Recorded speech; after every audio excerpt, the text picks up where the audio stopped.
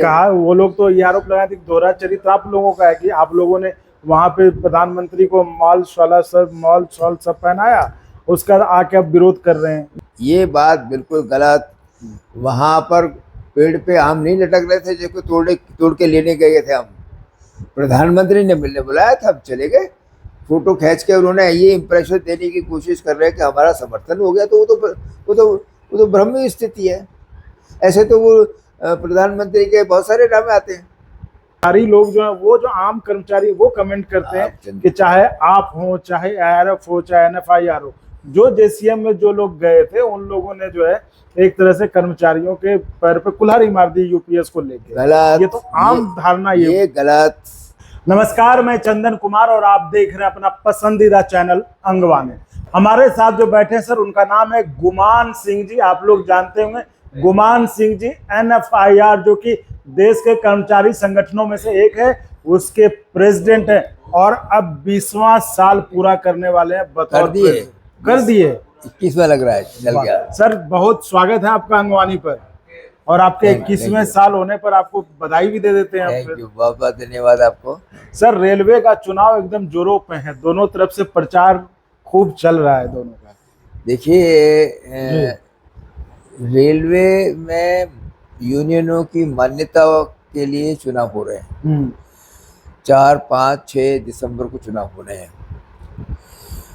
NFIR ने 2007 में, 2013 में भी चुनाव ये लड़ा है और उसमें उपलब्धि हासिल की है, और हम मान्यता प्राप्त यूनियन है, और फिर राष्ट्रीय स्तर के ऊपर NFIR महासंघ मान्यता प्राप्त रहा है।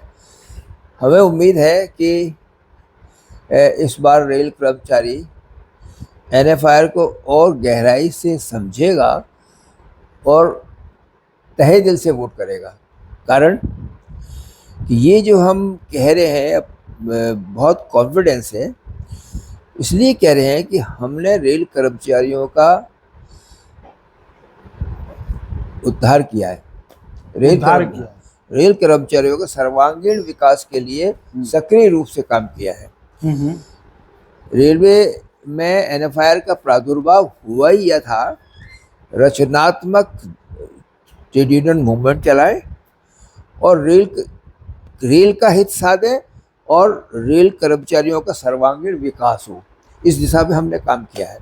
और हमें इसके लिए गर्व है कि हमने इस सिद्धांतों पे काम करते हुए रेलवे में ट्रेड यूनियन मूवमेंट को बचाया है, प्रभावशाली ढंग से चलाया है। दूसरे देश के संगठनों में यूनियनों की स्थिति हमारी जैसे अच्छी नहीं है। हम अभी भी सशक्त हैं।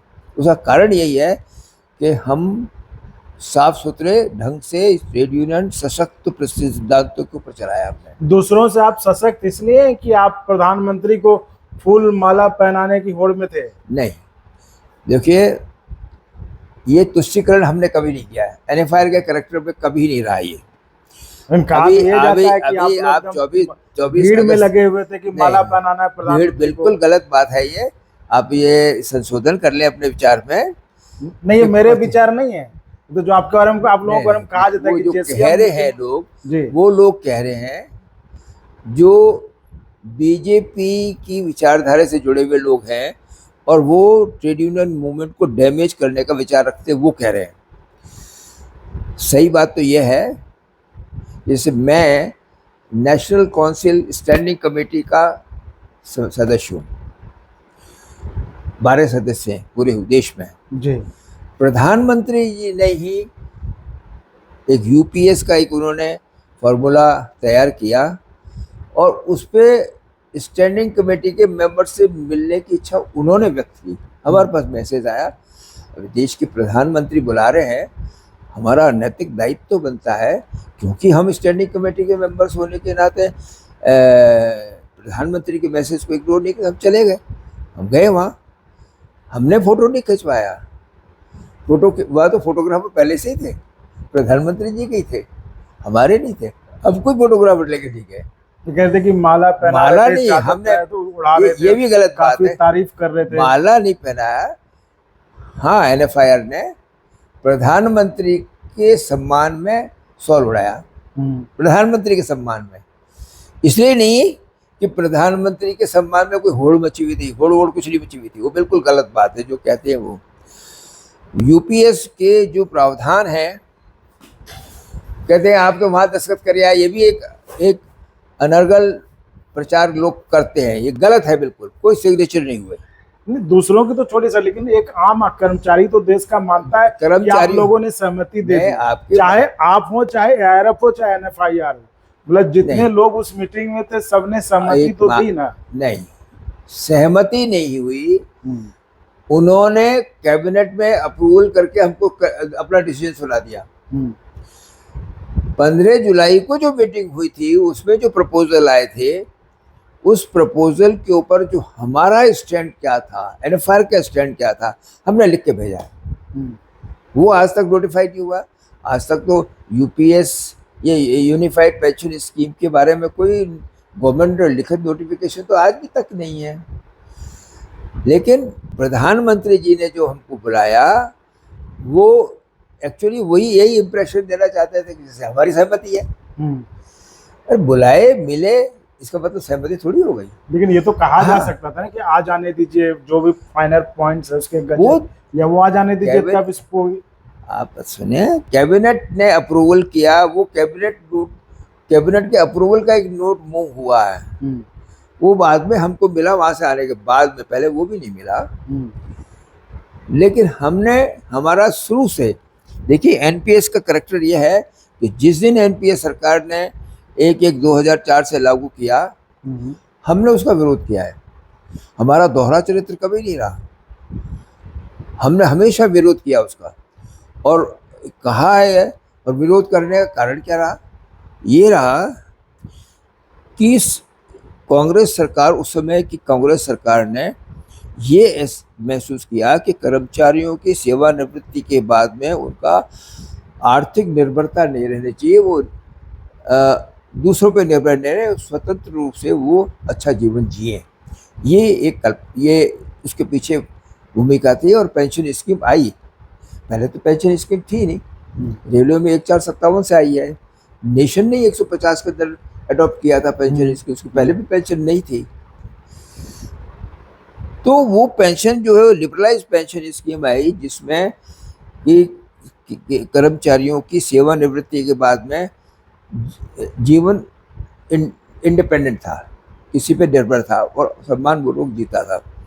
अब एनपीएस का हमने विरोध इसलिए किया कि वो जो पर्पस था, कर्मचारी आर्थिक दृष्टि से रिटायरमेंट के बाद में स्वतंत्रता से जिए, वो पर्पस ही खत्म हो गया। क्योंकि वो इतनी मीगर हो गई कि अभी पहले तो आप कंट्रीब्यूट करो, और कंट्रीब्यूट के बाद में आपको जो मिले पैसा, उसमें 60% तो आपको दे देंगे, 40% उनके पास रहेंगे, और उसको बाजार में इन्वेस्ट करेंगे, और बाजार में किसी फाइनेंशियल इंस्टीट्यूशन के माध्यम से जो उसका इम्यूनिटी आएगा, वो पेंशन मिलेगी। वो बहुत मीगर थी, उस मीगर में आदमी का जीवन व्यापन हो ही नहीं सकता था। तो हमने इसका शुरू से विरोध किया है। हमारा दूसरे लोगों की तरह से दोहरा चरित्र नहीं रहा कि इधर विरोध नाम के लिए अब कर रहे हैं, और उधर जाके गए उसके समर्थन में PFRDA को हमने सपोर्ट करने। लेकिन कहा वो लोग तो ये आरोप लगाए थे कि दोहरा चरित्र आप लोगों का है कि आप लोगों ने वहां पे प्रधानमंत्री को मॉल शॉल सब पहनाया, उसका आके अब विरोध कर रहे हैं। नहीं, वो कह रहे हैं कि हम तो यूपीएस का समर्थन कर रहे हैं। देखो, हमने उस समय तो कोई चीज साफ नहीं थी, पर ये बात स्पष्ट है कि जो 50% तनख्वाह का 50% एश्योर्ड पेंशन दे रहे थे, डियरनेस लिंकेज दे रहे थे, वो जो ओपीएस के समकक्ष जो चीजें ठीक थी, उसका अपोज करने का तो सवाल नहीं था। हमने समर्थन भी नहीं दिया, क्योंकि जो आज 50% जो लास्ट पे डॉन क्या करें, एवरेज जो 12 महीने का उसका 50% पेंशन लेता है आदमी ओपीएस में, और डीएनएस रिलीफ जैसे मूल्य सूचकांक के आधार के ऊपर डीएनएस रिलीफ रिलीफ मिलती या है। डीएनएस सर्विंग एम्प्लॉयज के लिए डीएनएस अलाउंस मिलता है, वो लिंकेज मिल रहा है। मिनिमम वेज 9,000 से 10,000 रुपये हो गई, इम्प्रूव कर गए। पेंशन, फैमिली पेंशन यथावत, पेंशनर के डेथ के बाद में 60% फैमिली पेंशन उसको मिलेगी, विडो को या डिपेंडेंट को। तो ये जो समकक्ष चीजें थी, इसका विरोध का तो सवाल नहीं था। यानी कि कुछ चीजें यूपीएस को मतलब एक्सेप्ट कर रहे हैं विरोध ना। हमने उसको रिसीव किया, मतलब सुना।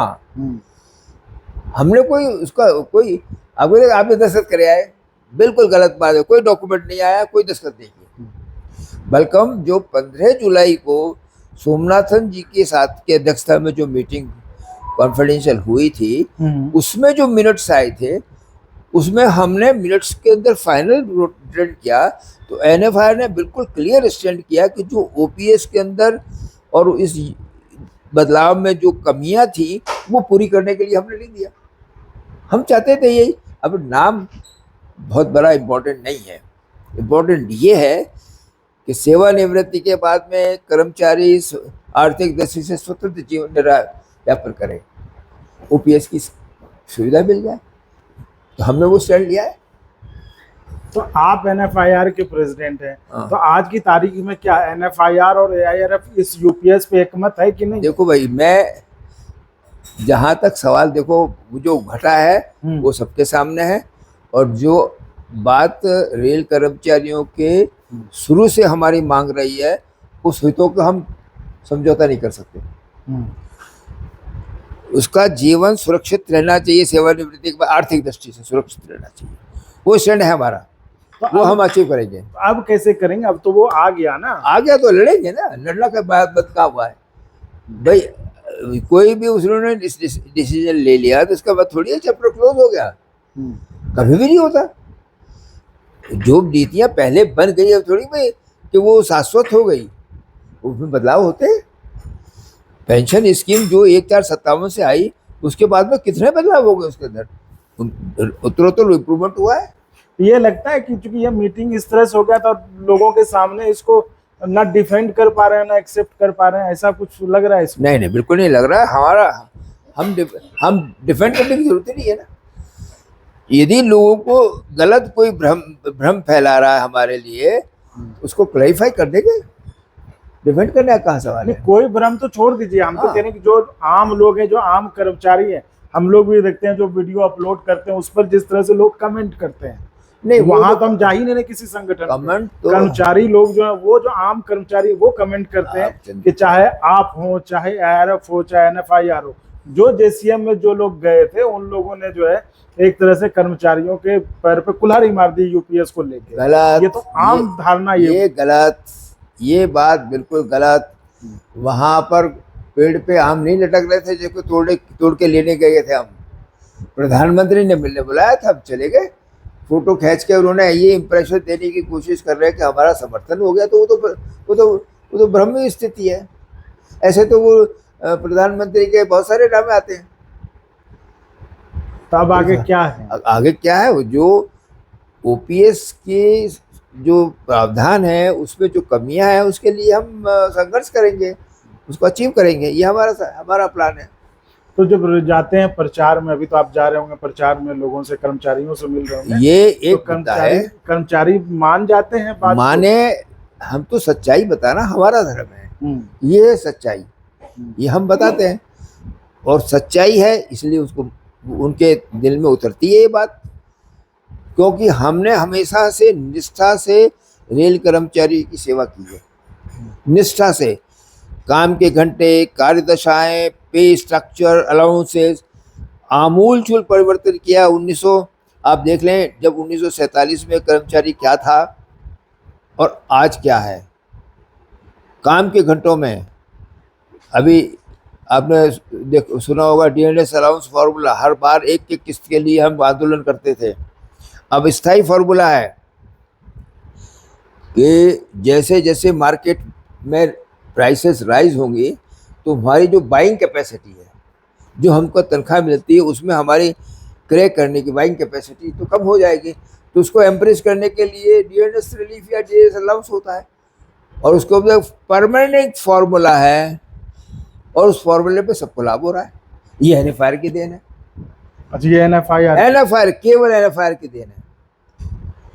उसके अलावा आप देख लें, पे अलाउंसेस में तो अभी सुबह हो जाएगी, मुझे गिनाऊंगा तो इतने अचीवमेंट हैं। आवर्स ऑफ काम के घंटों में मियाँ भाई ट्रिब्यूनल के माध्यम से हमने ओवर टाइम जो एक्स्ट्रा ड्यूटी करता है उसकी रेट में फ़र्क, रेस्ट में फ़र्क, काम के घंटे में फ़र्क, जॉब एनालिसिस के नियम में फ़र्क, बहुत इम्प्रूवमेंट कराया है। लेकिन एआरएफ वाले कहते हैं कि आप लोग क्रेडिट लेने आगे आ जाते हैं, करते कुछ नहीं।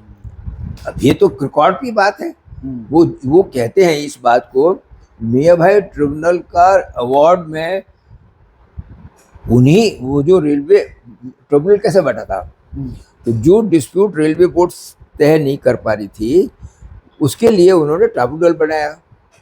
वो ट्रिब्यूनल में वही इशू थे जो एनएफआईआर और रेलवे बोर्ड के अंदर चल रहे थे, वो उसी मियाँ भाई ट्रिब्यूनल बैठाया, वो ट्रिब्यूनल ने डील किए। वो एनएफआईआर का था, केवल एनएफआईआर का, उसमें दूसरे इसे यूनियन का कोई लेना देना नहीं। तो इस बार कितने जो प्रचार, जो चुनाव हो रहा है, इसमें कितना मतलब मिलने का है? देखो ऐसा है, हमने निष्ठा से, ईमानदारी से रेल कर्मचारियों के हर मुद्दे को, हर कैटेगरी के, एक कैटेगरी नहीं, हर कैटेगरी को निष्ठा से हमने उनका काम किया है। उनके जीवन के स्तर को ऊंचा उठाया है, कार्यदशाओं को ऊंचा उठाया है, पदोन्नति के अवसर में आमूलचूल परिवर्तन किया है। ये सब उपलब्धियां हैं, ये हम लोगों को बता रहे हैं। उनको अधिकांश को जानकारी है, और जिनको जानकारी नहीं उनको हम बता रहे हैं। तो जब हमारा ये चरित्र है तो हमें विश्वास है कि हमें लोग वोट करेंगे। जो नए लोग जो भ्रम फैला रहे हैं, उन्होंने कोई काम नहीं किया। नए लोग मतलब नए लोग है बीएमएस के आइडियोलॉजी की यूनियन है, जो हाँ, और वो भ्रम फैला रहे हैं कि वो क्योंकि सरकार उनकी है तो वो सब काम करा देंगे। वो भ्रम है। अब यही ले लें कि ओपीएस के सपोर्ट में, एनपीएस के विरोध में वो कभी नहीं आए। किस मुंह से कहेंगे कि वो हम ओपीएस दिला देंगे? कभी नहीं आए। कोई काम आज तक ऐसा कोई काम नहीं, उन्होंने कोई जिम्मेदारी नहीं ली कि जिससे रेल कर्मचारी या केंद्रीय कर्मचारियों के जीवन में कोई इजाफा हुआ हो। कोई काम नहीं है। हमारे रिकॉर्ड में जितने भी चेंजेस आए हैं उसमें एनएफआईआर का कंट्रीब्यूशन है, और मेजर कंट्रीब्यूशन।